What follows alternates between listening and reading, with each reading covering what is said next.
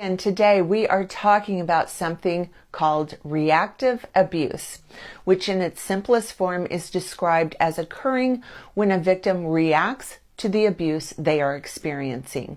The victim may have an adverse or even aggressive reaction with lots of screaming, maybe some throwing of things, possibly some nasty insults directed at the abuser will be peppered into this episode also. But it's when a victim of abuse has a reaction to the abuse they are being exposed to, specifically by narcissistic abusers. They love using this tactic because it is so easy and really, really effective.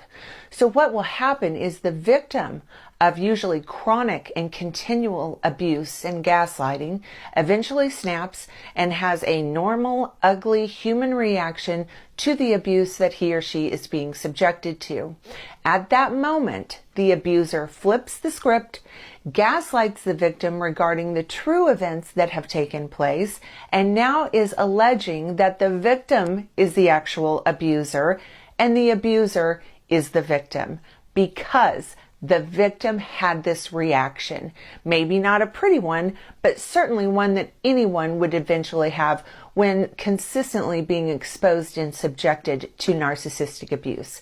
That is reactive abuse and also gaslighting at its finest. So why on earth do narcissistic abusers subject their victims to reactive abuse? Let's dissect this for a moment. First off, they use it as the proof that they need that the victim is mentally ill or unstable or crazy, the one that clearly needs mental health care help. That's number one. Number two, by doing this, if it's successful, and let me tell you, over time this is incredibly successful, the abuser actually is able to convince the victim that the abuse they are being exposed to is their fault.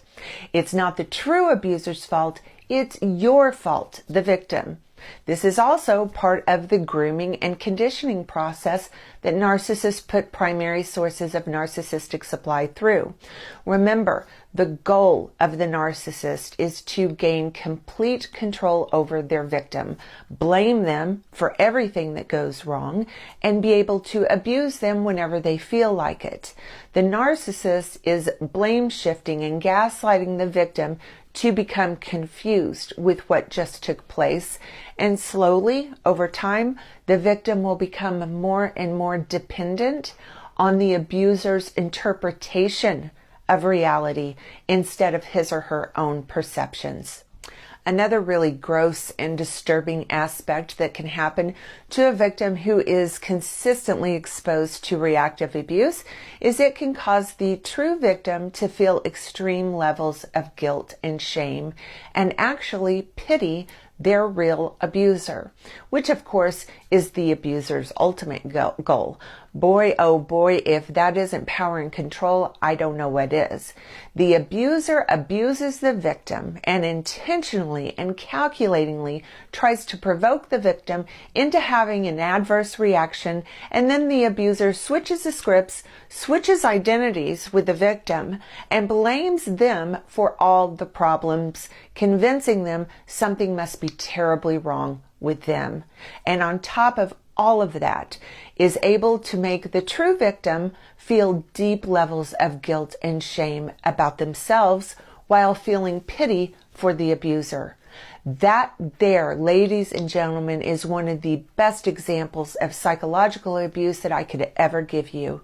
It's incredibly abusive. It's a form of mind control.